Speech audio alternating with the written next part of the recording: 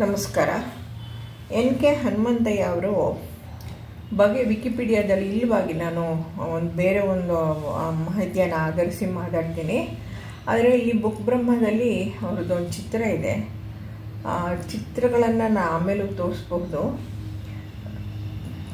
ತಿಪಟೂರು ತಾಲೂಕಿನ ನಾಗರಘಟ್ಟದಲ್ಲಿ ಜನಿಸಿದ್ದ, ಅಂದರೆ 1974ರಲ್ಲಿ ಹುಟ್ಟಿದವರು ಎನ್ ಕೆ ಹನುಮಂತಯ್ಯ ಬೆಂಗಳೂರು ವಿಶ್ವವಿದ್ಯಾಲಯದಿಂದ ಕನ್ನಡ ಸಾಹಿತ್ಯದಲ್ಲಿ ಸ್ನಾತಕೋತ್ತರ ಪದವಿ ಪಡೆದರು ಅಂತ ಇದೆ. ದೇವನೂರು ಮಹಾದೇವರು ಮೆಚ್ಚಿದ ಎನ್ ಕೆ ಹನುಮಂತಯ್ಯ ಕವಿತೆಗಳು ಅಂತ ಇದೆ. ದೇವನೂರು ಮಹಾದೇವ ಅವರು ಅನೇಕ ಸಭೆ ಸಮಾರಂಭಗಳಲ್ಲಿ ವಾಚಿಸಿರುವ ಕವಿ ದಿವಂಗತ ಎನ್ ಕೆ ಹನುಮಂತಯ್ಯ ಅವರ ಕವಿತೆಗಳು ಅಂತ ಹೇಳಿ ಚಿತ್ರದ ಬೆನ್ನು, ಆ ಬೇಲಿಯ ದಡದಿ ಇತ್ಯಾದಿ ಹೇಳ್ತಾರೆ. ಎನ್ ಕೆ ಹನುಮಂತಯ್ಯ ಅವರ ಸಮಗ್ರ ಕವಿತೆಗಳನ್ನು ಕೂಡ ಆಗಲೇ ತಂದಾಗಿದೆ. ಅದಕ್ಕೆ ಮಾಂಸದಂಗಡಿಯ ನವಿಲು ಅಂತ, ಅದಕ್ಕೆ ಶ್ರೀದೇವಿ ಕೆರೆಮನೆ ಬರೆದಿರುವ ದೀರ್ಘವಾದ ವಿಮರ್ಶೆ ಇದೆ. ಅದರ ಕೆಲವು ಭಾಗವನ್ನು ಓದೋಣ ಅಂತ ಅಂದ್ಕೊಂಡಿದ್ದೀನಿ. ಗೋವು ತಿಂದು ಗೋವಿನಂತಾದವನು ಅನ್ನೋದು ಅವರ ಸಮಗ್ರ ಕವಿತೆಗಳ ಸಂಕಲನ ಅಂತೆ. ಸಮಗ್ರ ಅಂದರೆ ಮೂರೇ ಬಂದಿದ್ದು ಅದು ಸೇರಿಸಿ. ಮಾಂಸ ತಿನ್ನುವವರನ್ನು ರಾಕ್ಷಸರು, ಕ್ರೂರಿಗಳು ಎಂದು ಬಿಂಬಿಸಲಾಗುತ್ತಿದೆ. ಆದರೆ ಅದನ್ನು ವಿರೋಧಿಸಿ ಈಗಾಗಲೇ ಸಾಮಾಜಿಕ ಜಾಲತಾಣಗಳಲ್ಲಿ ಒಂದು ವಾರ ಏನೋ ಒಂದು ಕಾರ್ಯಕ್ರಮ ನಡೆಸೋದ್ರು ಅಂತ. ಹಿಮಗೈಯಲ್ಲಿ ಹಿಡಿದ ಸುಡುಗೆಂಡ ಎನ್ ಕೆ ಕಾವ್ಯ ಅಂಥೇಳಿ ಸಾಯಬಾರದ ವಯಸ್ಸಿನಲ್ಲಿ ಸತ್ತು 6 ವರ್ಷಗಳಾದವು ಅಂಥೇಳಿ 2016ರಲ್ಲಿ ಮಾತಾಡ್ತಾ ಇದ್ದಾರೆ. ಈಗಲೂ ಅವರ ನೆನಪು ಹಸಿಯಾಗಿಯೇ ಕಾಡುತ್ತಿದೆ ಅಂತ ಇತ್ಯಾದಿ ಹೇಳ್ತಾರೆ. ಎನ್ ಕೆ ಹನುಮಂತಯ್ಯ ಅವರ ಸಮಗ್ರ ಕವಿತೆಗಳು ಅಂತ ಹೇಳ್ತಾರೆ. ಅದ್ರ ಬಗ್ಗೆ ನಾನು ಓದ್ತೀನಿ ಅಂತ ಹೇಳ್ತಾ ಇದ್ದೀನಿ. ಮತ್ತು ತುಂಬ ಜನ ಇವ್ರ ಬಗ್ಗೆ ಮಾತಾಡಿದ್ದಾರೆ. ಹಾಗಾಗಿ ನಾನು ಒಂದು ಫೋಟೋ ತೋರ್ಸೋಕ್ಕೆ ಸಾಧ್ಯವೇ? ಇದೇನು ಹೀಗಾಗುತ್ತೆ? ಬಿಡಿ, ಬೇರೆ ಕಡೆ ಇದೆ, ನಾನು ತೋರಿಸ್ತೀನಿ ಆಮೇಲೆ. ಈಗ ಅವ್ರ ಬಗ್ಗೆ ಒಂದು ಸಾಕ್ಷಿಚಿತ್ರ ಬಂದಿದೆ, ಸಾಕ್ಷ್ಯಚಿತ್ರ. ಅವ್ರು ಸತ್ತು ಹೋದ್ಮೇಲೆ ತೆಗೆದಿದ್ದು. ಅದರಲ್ಲಿ ಅವ್ರ ಬಗ್ಗೆ ಬೇರೆಯವ್ರು ಮಾತಾಡಿರೋದ್ರ ಆಧಾರದ ಮೇಲೆ ನಾವು ಒಂದು ಚಿತ್ರವನ್ನು ಕಟ್ಬೋದು. ಒಂದು ಚಿತ್ರ ಸುಮಾರು ಅವರ ಬಗ್ಗೆ ಒಂದು ಕಲ್ಪನೆಯ ಒಂದು ಚಿತ್ರವನ್ನು ಕಟ್ಟೋಕ್ಕೆ ಸಾಧ್ಯ ಇದೆ. ಅದನ್ನು ನಾನು ಮಾಡಿದ್ದೀನಿ. ಎನ್ ಕೆ ಹನುಮಂತಯ್ಯ ಸತ್ತೋದಾಗ ನಾನು ಇನ್ನೂ ಸರ್ವಿಸಲ್ಲಿ ಇದ್ದೆ. ಅವಾಗೆಲ್ಲ ನಾವು ಮಾತಾಡಿದ್ದು ಎಲ್ಲ ನೆನಪಿದೆ ನನಗೆ. ನಾನು ಇವರು ಕಾರಣ ಹೇಳೋದಿಲ್ಲ ಯಾರೂ. ಈ ಓದಿದ್ದ ಅಸಮಗ್ರ ಒಂದು ಚೂರಿದೆ, ಯಾವುದು ಓಪನ್ ಆಗ್ತಾಯಿಲ್ಲ. ಅದು ಇದೆಯಾ ಓಪನ್ ಆದರೆ ನಂಗೆ ಅವಧಿ ಓದೋಕ್ಕೂ ಟೈಮ್ ಸಾಕಾಗಲ್ಲ. ಆದ್ದರಿಂದ ನಾನು ಯಾವ ಜಾಗದಲ್ಲಿ ಹೇಳಬೇಕೋ ಆ ಜಾಗದಲ್ಲಿ ಹೇಳ್ತೀನಿ. ಊರಿಗೆ ಮುಂಚೆ ಬರ್ಕೊಂಬಿಟ್ಟಿದ್ದೆ, ನಂಗೆ ಗೊತ್ತಿದೆ ಅಂತ. ಬಟ್ ಯಾರೂ ಬಿಡ್ತಾ ಇಲ್ಲ. ಹೀಗಿರುವಾಗ ನಾನು ಅಲ್ವಾ ಮುಂಚೆ ಹೇಳೋದು ಅಷ್ಟು ಸರಿ ಹೋಗಲ್ಲ. ಆ ಸಂದರ್ಭದಲ್ಲಿ ಒಂದು ಮಾತು ಹೇಳ್ಬೋದಾ ನೋಡ್ತೀನಿ ನಾನು. ಅವ್ರು ಸತ್ತಿದ್ದಂತೂ ಕಾವ್ಯಲೋಕಕ್ಕೆ ತುಂಬ ದೊಡ್ಡ ಅನ್ಯಾಯ ಅಂತ ಹೇಳಬೇಕು. ಮತ್ತು ಅವರ ತಂದೆ, ತಾಯಿ, ತಮ್ಮ ಎಲ್ಲರ ಚಿತ್ರವೂ ಇದೆ. ಅದನ್ನು ತೋರಿಸೋಣ ಅಂತಿದ್ದೀನಿ ನಾನು. ಅವಾಗ ಬಂದಾಗ ಎಲ್ಲರೂ ಮಾತಾಡಿದ್ದಾರೆ ಅವ್ರ ಬಗ್ಗೆ. ಅವರಷ್ಟೇ ಅಲ್ಲದಲೇ ಇವರು ನಟರಾಜ್ ಹುಳಿಯಾರ್ ಮಾತಾಡಿದ್ದಾರೆ, ಸುಬ್ಬು ಹೊಲಿಯಾರು, ನಾಗ್ತಿಹಳ್ಳಿ ರಮೇಶು, ಸಿದ್ಲಿಂಗಯ್ಯ ಮಾತಾಡಿದ್ದಾರೆ. ಅವ್ರ ತಾಯಿ ಮಾತಾಡಿದ್ದಾರೆ, ಹೆಂಡತಿ, ಅವ್ರ ತಮ್ಮ, ಮಗಳು ಕೊನೆಯಲ್ಲಿ ಕವಿತೆ ಓದ್ತಾಳೆ ಅವಳು. ಆದರೆ ಅವರು ಮಾತಾಡುವಾಗ ಕೆಲವು ಭಾಗವನ್ನು ಮಾತ್ರ ತೆಗೆದುಕೊಂಡು ಇನ್ನು ಕೆಲವು ಭಾಗವನ್ನು ಮ್ಯೂಟ್ ಮಾಡಿದ್ದಾರೆ ಸಾಕ್ಷ್ಯಚಿತ್ರ ಮಾಡೋರು. ಬಹುಶಃ ಸಾಕ್ಷ್ಯಚಿತ್ರ ಶಾಶ್ವತವಾಗಿ ಉಳಿತದೆ. ಅಲ್ಲಿ ಈ ಮಾತು ಬೇಡ ಅಂತ ಇರಬಹುದು. ಆದರೆ ತಿಳ್ಕೊಳ್ಳುವ ದೃಷ್ಟಿಯಿಂದ ಈಗಿನ ಜನ್ರೇಷನ್ಗೆ ಅದೇನು ಗೊತ್ತೇ ಇರಲ್ಲ ಅಲ್ವಾ. ಅದರಿಂದ ಅಷ್ಟೊಂದು ಮುಚ್ಚಿಡೋದು ಸರಿಯಲ್ಲ. ಒಂದು ವಾಕ್ಯದಲ್ಲಿ ಹೇಳ್ಬೋದೇನೋ ಅಂತ ನನಗನ್ನಿಸ್ತಿದೆ ಈ ಕ್ಷಣದಲ್ಲಿ. ನೋಡೋಣ, ಅದು ಬಂದಾಗ ನೋಡೋಣ ಅಂತ ಹೇಳಿದೆ. ನಾನು ಈ ಸಾಕ್ಷ್ಯಚಿತ್ರ ನೋಡಿ ನೆನ್ನೆ ತುಂಬ ಡಿಸ್ಟರ್ಬ್ ಆಗ್ಬಿಟ್ಟೆ. ಆ್ಯಕ್ಚುಲಿ ನೆನ್ನೆನೇ ಮಾಡಬೇಕಿತ್ತು, ನನಗೆ ಮಾಡೋಕ್ಕಾಗಲೇ ಇಲ್ಲ. ನನಗೆ ಈಗ ನಾನು ತುಂಬ ಸೆನ್ಸಿಟಿವ್ ಆಗಿದ್ದೀನಿ. ವಯಸ್ಸು ಆಯಿತು, ಮತ್ತು ಬದುಕಿನಲ್ಲಿ ತುಂಬ ದೊಡ್ಡ ಗಂಡಾಂತರಗಳನ್ನು ಫೇಸ್ ಮಾಡಿ ತುಂಬ ಸೆನ್ಸಿಟಿವ್ ಆಗಿದ್ದೀನಿ. ಭಾಳ ಬೇಗ ಅಳು ಬರುತ್ತೆ. ರಾಜೀವ್ ಗಾಂಧಿ ಸತ್ತಾಗ ಹತ್ಬಿಟ್ಟು ಮನೇಲಿ ಬಯಸ್ಕೊಂಡಿದ್ದೆ. ಪುನೀತ್ ಸತ್ತಾಗ ಹತ್ತಿದ್ದು, ಮತ್ತು ದರ್ಶನ್ ಜೈಲಿಗೆ ಹೋಗಿದ್ದಕ್ಕೂ ಅತ್ತೆ. ಈ ಹನುಮಂತಯ್ಯನ ಬಗ್ಗೆ ಹೇಳುವಾಗ ಹೇಗೆ? ಅದಕ್ಕಾಗಿ ನಾನೇನು ಮಾಡಿದ್ದೀನಿ ಅಂದರೆ, ನನ್ನನ್ನು ನಾನು ಕಂಟ್ರೋಲ್ ಮಾಡ್ಕೊಳ್ಳದೆ ನಾನು ಮಾತಾಡೋಕ್ಕಾಗಲ್ಲ. ಬಾಹ್ಯ ವಿವರಗಳನ್ನು ಹೇಳ್ಬಿಡ್ತೀನಿ. ಅದಕ್ಕೆ ಯಾರು ಬೇಕಾದ್ರೂ ಹೇಳ್ಬೋದಾದಂಥ ವೈಯಕ್ತಿಕ ಬದುಕು ಹೋದಾಗ ಸ್ವಲ್ಪ ಕಷ್ಟ ಆಗುತ್ತೆ ಹೇಳೋದು. ನೋಡೋಣ. ಒಬ್ಬರು ಹೇಳ್ತಾರೆ, ಕತ್ತಲ ರಾತ್ರಿಯಲ್ಲಿ ತಲೆ ಎತ್ತಿ ಆಕಾಶವನ್ನು ನೋಡುವಾಗ ಮಿಂಚು ಮರೆಯಾದ ಒಂದು ನಕ್ಷತ್ರದಂತೆ ಹನುಮಂತಯ್ಯ ಅಂತ ಅದಕ್ಕೆ ಹೇಳೋದು. ಅವಧಿಯಲ್ಲಿ ಶ್ರೀದೇವಿ ಕೆರೆಮನೆ ಅದೇ ಗೋವಿನ ಅಂಗಡಿಯಲ್ಲಿ ಮಾಂಸದ ಅಂಗಡಿಯಲ್ಲಿ ನವಿಲು ಅಂತಿದೆಯಲ್ಲ, ಅದರ ಪೂರ್ತಿ ವಿಮರ್ಶೆ, ಅಷ್ಟು ದೊಡ್ಡ ವಿಮರ್ಶೆ. ಅವಧಿ ಅಷ್ಟೊಂದು ದೊಡ್ಡ ಲೇಖನ ಹಾಕತ್ತಿದ್ಲೇ ನಂಗೆ ಗೊತ್ತಿರಲಿಲ್ಲ. ಅವರೇ ಎಲ್ಲ ಕವಿತೆಗಳನ್ನು ಕೊಟ್ಟಿದ್ದಾರೆ. ಅಷ್ಟು ಬೇಡ, ನಮಗೆ ಬೇಕಾದ ಸಾಧ್ಯವಾದಷ್ಟು ಒಂಚೂರು ಓದೋಣ ಅಷ್ಟೇ ಅಂತ ಹೇಳಿ ಅಂತ. ಇವರು ತುಮಕೂರು ಜಿಲ್ಲೆಯ ತಿಪಟೂರು ತಾಲೂಕಿನ ನಾಗರಘಟ್ಟ ಅನ್ನೋ ಅದರಲ್ಲಿ ಹುಟ್ಟಿದ್ರು. ತಂದೆ ಕರಿಯಪ್ಪ, ತಾಯಿ ಲಕ್ಷ್ಮಮ್ಮ. ಇವರು ಅಸ್ಪೃಶ್ಯರಾಗಿ ಹಳ್ಳಿಗಳಲ್ಲೇ ಅಸ್ಪೃಶ್ಯತೆ ಈಗಲೂ ಇದೆ. ಅವ್ರಿಗೆ ಎಷ್ಟೆಲ್ಲ ಪ್ರಯತ್ನ ಪಟ್ಟರೂ ಸರಿಯಾಗಿ ಪ್ರಯತ್ನ ಪಟ್ಟಿಲ್ಲ ಅಲ್ವೇ. ಅದರಿಂದ ಅಸ್ಪೃಶ್ಯತೆ ಈಗಲೂ ಇದೆ, ಹಳ್ಳಿಗಳಲ್ಲಿದೆ. ನಗರಗಳಲ್ಲಿ ಇದೆ ಅಂತ ಹೇಳೋಕ್ಕಾಗಲ್ಲ, ಮನಸ್ಸುಗಳಲ್ಲಿವೆ. ಆದರೆ ನಗರಗಳಲ್ಲಿ ಆಚರಣೆ ಮಾಡೋದಕ್ಕೆ ಅವಕಾಶ ಇಲ್ಲ, ಹಳ್ಳಿಗಳಲ್ಲಿ ಆಚರಣೆ ಮಾಡಲಾಗ್ತದೆ. ಅದರಿಂದ ಜಾತಿ ಎಂಬ ಬೆಂಕಿಯಲ್ಲಿ ಅರಳುತ್ತಿದ್ದ ಹೂವು ಇವರು ಅಂತ ಹೇಳಿ. ಯಾವುದೋ ಒಂದು ಮದುವೆ ಮನೆಗೆ ಹೋಗಿ ಊಟಕ್ಕೆ ಕೂತಿವೆ ಪಾಪ ಮಕ್ಕಳು, ಎರಡು ಗಂಡು ಅವ್ರಿಗೆ. ಎರಡನೇವನು ವೆಂಕಟೇಶ, ಮದುವೆ ಹನುಮಂತಯ್ಯ. ಇವು ಬಂದು ಕೂತ್ಬಿಟ್ಟಿವೆ, ಇವು ಕೀಳು ಜಾತಿಯವು, ಅಸ್ಪೃಶ್ಯರು ಅಂದ್ಬಿಡು ಊಟದಿಂದ ಎಬ್ಬಿಸಿ ಕಳಿಸಿದ್ರಂತೆ. ಆ ಚಿತ್ರ ಕೂಡ ತೋರಿಸ್ತಾರೆ, ತುಂಬ ದುಃಖ ಆಗುತ್ತೆ. ಊಟಕ್ಕೆ ಕೂತ್ ಮಕ್ಕಳನ್ನು ಯಾರು ಎಬ್ಬಿಸ್ತಾರ, ಅದು ಮಾನವೀಯತೆನಾ ಅಂತ ಹೇಳಿ ಎಬ್ಬಿಸಿ ಕಳಿಸ್ದಾಗ ಹತ್ಕೊಂಡು ಮನೆಗೆ ಬರುತ್ತವಂತೆ. ಆಗ ತಾಯಿ ಮನೆಯಲ್ಲೇ ಅಂಬಲಿ ಮಾಡಿ ಬಡಿಸ್ತಾಳೆ, ಅದನ್ನು ತಿನ್ನುತ್ತವೆ. ಆಮೇಲೆ ಒಂದೇ ಬಟ್ಟೆ, ಒಂದೇ ಪ್ಯಾಂಟ್, ಒಂದೇ ಚಡಿ, ಒಂದೇ ಶರ್ಟು, ಅದನ್ನೇ ಒಗೆದು ಮತ್ತೆ ಹಾಕ್ಕೊಳ್ತಾ ಇದ್ದಂತಹ ಪರಿಸ್ಥಿತಿ. ಕರೆಂಟೂ ಇಲ್ಲ ಮನೆಯಲ್ಲಿ. ಅಂಥದ್ರಲ್ಲಿ ಇವರು ಓದಿ ಮುಂದೆ ಬಂದಿದ್ದಾರೆ. ತಂದೆ ಜೀತದಾಳಾಗಿದ್ದ. ಆಮೇಲೆ ಸ್ವತಂತ್ರವಾಗಿ ಕೆಲಸ ಮಾಡಬೇಕಂತ ಈ ಎತ್ತಿನ ಗಾಡಿಗಳಿಗೆ ಕೀಲೆಣ್ಣೆ ಹಾಕ್ತಾರಲ್ಲ, ಕೀಲೆಣ್ಣೆ ಮಾರಾಟ ಮಾಡ್ದ. ಆದರೆ ಅದೇನು ವ್ಯಾಪಾರ ಏನು ಕುದಿರಲಿಲ್ಲ. ಆದರೆ ಮಕ್ಕಳನ್ನು ಚೆನ್ನಾಗಿ ಓದಿಸ್ಬೇಕು, ಈ ಜೀವನ ಅವ್ರಿಗೆ ಬೇಡ ಅಂತ ಹೇಳಿ ಆ ಮನಸ್ಸಿನಲ್ಲಿತ್ತು. ಪ್ರಾಥಮಿಕ ಪಾಠಶಾಲೆ ಇತ್ತಲ್ಲ ನಾಗರಕಟ್ಟೆನಲ್ಲಿ, ಸರ್ಕಾರಿ ಪ್ರಾಥಮಿಕ ಪಾಠಶಾಲೆಗೆ ಸೇರಿಸ್ತಾರೆ. ಕಲಿಕೆಯಲ್ಲಿ ಸದಾ ಮುಂದೆ ಈ ಹುಡುಗ. ಹಾಗಾಗಿ ಉತ್ತಮ ವಿದ್ಯಾರ್ಥಿ. ಮಧ್ಯಾಹ್ನ ಎಲ್ಲ ಮಕ್ಕಳು ಮನೆಗೆ ಹೋಗಿ ಊಟ ಮಾಡ್ಕೊಂಬಂದರೆ ಇವನು ಹಸು ಮರೆ ಮಾಡೋದಕ್ಕೆ ಓದೋದು ಅಥವಾ ಆಟ ಆಡೋದು ಮಾಡ್ಕೊಂಡು ಕಾಲ ಕಳೀತಿದ್ದಂತೆ. ಸ್ವತಂತ್ರವಾಗಿ ಕಥೆಗಳನ್ನು ಸೃಷ್ಟಿ ಮಾಡಿ ತಾನೇ ಆಗ ಸ್ಪಾಂಟೇನಿಯಸ್ ಆಗಿ ಮಕ್ಕಳಿಗೆಲ್ಲ ಹೇಳಿ ತುಂಬ ತಮಾಷೆ ಮಾಡೋದು, ನಗಿಸೋದು ಮಾಡ್ತಾಯಿದ್ದ. 7ನೇ ತರಗತಿಯಲ್ಲಿ ಅತಿ ಹೆಚ್ಚು ಅಂಕ ಪಡೆದ ವಿದ್ಯಾರ್ಥಿ ಅಂತ ಹೇಳಿ ಮುಖ್ಯೋಪಾಧ್ಯಾಯರು ದೊಡ್ಡಬಳ್ಳಾಪುರದ ಕನಸವಾಡಿಯ ಹಾಸ್ಟೆಲ್ಗೆ ಇವರನ್ನು ಸೇರಿಸ್ತಾರೆ. ಅಲ್ಲಿ ಹಾಸ್ಟೆಲಲ್ಲಿ SSLCವರೆಗೆ ಓದ್ತಾರೆ ಅವರು. ರಾಜ್ಯಕ್ಕೆ ಊರಿಗೆ ಬಂದಾಗ ಮತ್ತೆ ಏನಾಗಿತ್ತು ಅಂದರೆ, ಈ ಬಡತನದ ಜೀವನವನ್ನು ಸಹಿಸಲಾರದೆ ತಂದೆ ನೇಣ ಹಾಕ್ಕೊಂಡಿದ್ದ. ತಮ್ಮ ತೋರಿಸ್ತಾನೆ, ವೆಂಕಟೇಶನೂ ಗುಡಿಸಲು ಬಾಗಲ್ ಮುಂದೆ ಕೂತ್ಬಿಟ್ಟಿದ್ದಾನೆ. ಅವನ ಮುಖದಲ್ಲೂ ಅಳು ಇದೆ ಉದ್ದಕ್ಕೂ. ಅವನು ನಮ್ಮಪ್ಪ ನೇಣ ಹಾಕೊಂಡಿದ್ದು ಈ ತೊಲೆಗೆ ಅಂತ ಮನೆಯ ಮಧ್ಯದ ತೊಲೆಯನ್ನು ತೋರಿಸ್ತಾನೆ. ಸರಿ, ಈಗ ಇನ್ನೂ ಕಷ್ಟ ಆಯಿತು ಇವರಿಗೆ ಜೀವನ. ಅದರಿಂದ ಒಂದು ಮೂಟೆ ಎತ್ಕೊಂಡು ಬಂದು ಹಾಕಿದ್ರೆ, ಕೊಬ್ಬರಿ ಮೂಟೆನ ಒಂದು ಮೂಟೆನ ಲಾರಿಯಿಂದ ಎತ್ಕೊಂಡ್ಬಂದು ಗೋಡೌನ್ಗೆ ಹಾಕಿದ್ರೆ ಆ ಊರಿನ ಯಜಮಾನ 15 ರೂಪಾಯಿ ಕೊಡ್ತಿದ್ದಂತೆ ಒಬ್ಬರಿಗೆ. ಸರಿ, 50 ಮೂಟೆ ಎತ್ತಕ್ಕಾಗತ್ತೆ ನನ್ನ ಕೈಲಿ, ಇನ್ನು 50 ಮೂಟೆ ನನ್ನ ತಮ್ಮ ಎತ್ತಾನೆ ಅಂತ ಸುಳ್ಳು ಹೇಳ್ಬಿಟ್ಟು 100 ಮೂಟೆನೂ ತಾನೇ ಎತ್ಬಿಟ್ಟು, ಯಾರು ವೆಂಕಟೇಶ ನಮ್ಮ ಅಣ್ಣ ಎತ್ತಾನೆ ಅಂತ ಸುಳ್ಳು ಹೇಳ್ಬಿಟ್ಟು 100 ಮೂಟೆನೂ ತಾನೇ ಎತ್ಬಿಟ್ಟು, ನನ್ನ ತಮ್ಮ ಎತ್ತಿದ್ದಾನೆ 50 ಮೂಟೆ, ನಾನು ಎತ್ತಿದ್ದೀನಿ 50 ಮೂಟೆ ಅಂತ ಹೇಳಿ 15 ರೂಪಾಯಿ ಬರ್ತಾ ಇದ್ದ ಜಾಗದಲ್ಲಿ 30 ರೂಪಾಯಿ ಮೂಟೆಗೆ ಇಸ್ಕೊಂಡು ಬಂದು ತಮ್ಮನ ಕೊಟ್ಟು ಅಣ್ಣನ ಕೊಟ್ಟು ಓದಿಸ್ತಾರೆ ಅಂತ ಹೇಳಿ ಒಂದು. ಆಮೇಲೆ ಸೆಕೆಂಡ್ PUC ಬರೋ ವೇಳೆಗೆ ರೇಖಾಚಿತ್ರವನ್ನು ಬಿಡಿಸೋ ಹವ್ಯಾಸ ಕೂಡ. ಮನೆ ಇಂಥದ್ದೆಲ್ಲ ಮಾಡಿದ್ರೆ ಒಂದು ಒಳ್ಳೊಳ್ಳೆಯವ್ರ ಮನೆಯಲ್ಲಿ ತಡಿತಾರೆ ಮಕ್ಕಳನ್ನು. ಬೇಡ ಬರೀ ಓದು ಇನ್ನೇನು ಮಾಡಲೇಬೇಡ ಅಂತ ತಡಿತಾರೆ.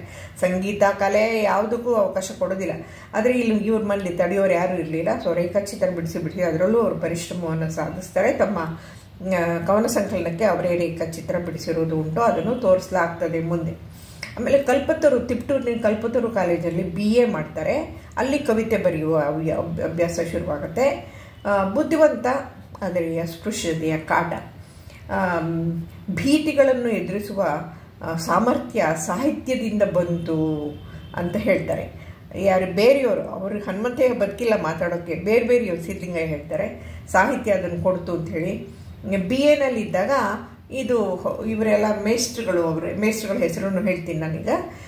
ಬಸವಣ್ಣ, ಕುವೆಂಪು, ಅಂಬೇಡ್ಕರ್, ಬುದ್ಧ ಇವರನ್ನೆಲ್ಲ ಓದು, ಅವಾಗ ನಿನ್ನ ಜ್ಞಾನ ವೃದ್ಧಿ ಆಗುತ್ತೆ, ವಿಶಾಲ ಆಗುತ್ತೆ ಅಂತ ಹೇಳಿ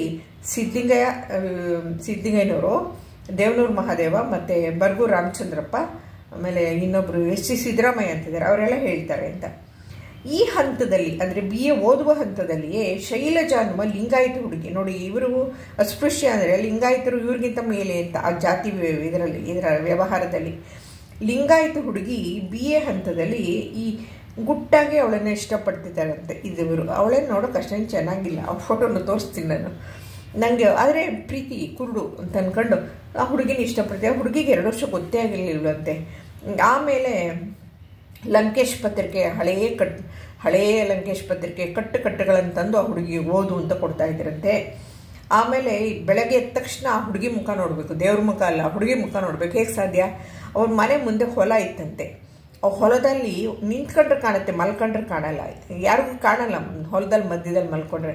ಅದರಿಂದ ಹೊಲದಲ್ಲಿ ಮಲ್ಕೊಂಡ್ಬಿಟ್ಟಿರೋರಂತೆ ರಾತ್ರಿ ಎಲ್ಲ. ಬೆಳಗ್ಗೆ ಎದ್ದ ತಕ್ಷಣ ಆ ಹುಡುಗಿ ಹೊರಗಡೆ ಬರ್ತಾಳೆ ಮನೆಯಿಂದ ಆಚೆಗೆ, ಅವಳು ಮುಖ ನೋಡಬೇಕು ಅಂತ ಅಂದ್ಬಿಟ್ಟು ಅಷ್ಟರ ಮಟ್ಟಿಗೆ ಶೈಲಜಾ ಅನ್ನೋ ಹುಡುಗಿಯನ್ನು ಅವರು ಪ್ರೀತಿಸಿದವರು. ಆಮೇಲೆ ಗೋಡೆ ಬರಹ ಅಂತ ಹೇಳಿ ಇದು ಕೈ ಬರಹದಲ್ಲಿ ಹಾಳೆನಲ್ಲಿ ಬರೆದು ಒಂದು ಪೇಪರ್ ತರೋದು, ಆ ಕೆಲಸನ BAನಲ್ಲಿ ಇವ್ರು ಮಾಡ್ತಿರ್ತಾರೆ. ಆಗ ಶೈಲಜಾ ಅದಕ್ಕೆ ತಾನೂ ಕವಿತೆಯನ್ನು ಬರೆಯೋದನ್ನು ಕಲ್ತ್ಕೊಂಡು ಇವರ ಸಹವಾಸದಿಂದ ನಾನು ಕೂಪ ಮಂಡೂಕಾಗಿ ಹೋಗ್ತಾ ಇದ್ದೆ. ನಾನು ಜಾತಿ ಅಂತ ನೋಡ್ಕೊಂಡು ಲಿಂಗಾಯತರ ಜೊತೆಯಲ್ಲೇ ಮದುವೆ ಬೇಕು, ಲಿಂಗಾಯತರ ಜೊತೆಯಲ್ಲೇ ಇರಬೇಕಂತ ನಾನೇನಾದ್ರು ಹೊರಟಿದ್ರೆ ನಾನು ಕೂಪ ಮಂಡೂಕ ಆಗ್ತಾಯಿದ್ದೆ. ಇವ್ರ ಜೊತೆ ಸೇರಿದ್ದರಿಂದ ನನಗೆ ವಿಶಾಲ ಜಗತ್ತಿನ ಅರಿವಾಯಿತು ಅಂತ ಆಕೆ ಹೇಳ್ಕೊಳ್ತಾರೆ. ಮೊದಲು ಚೆನ್ನಾಗಿ ಮಾತಾಡ್ತಾರೆ, ಕೊನೆಯಲ್ಲಿ ಅವ್ರ ಮುಖನೂ ನೋಡೋಕ್ಕಾಗಲ್ಲ.